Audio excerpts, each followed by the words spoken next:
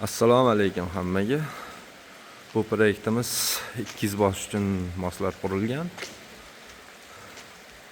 Karmovoy stollari epoksi simala qilinyapti. Headlock fiksatorlar qo'yilgan.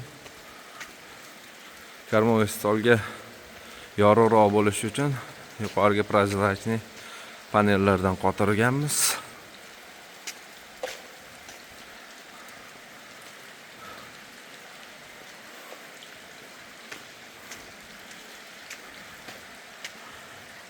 Galereya xodlarimiz sog'inga chiqib ketish xodlari qilingan bu yoqda.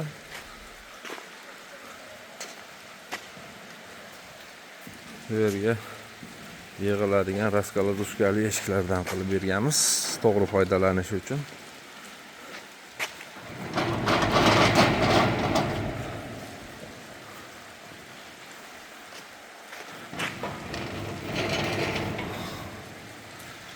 Steshkalarga gul bosilmagan, maxsus apparatda gul chiziladi.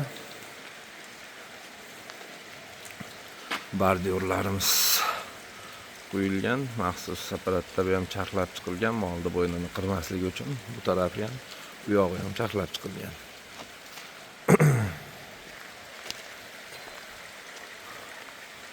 Qurilish chiroyli bo'lgan.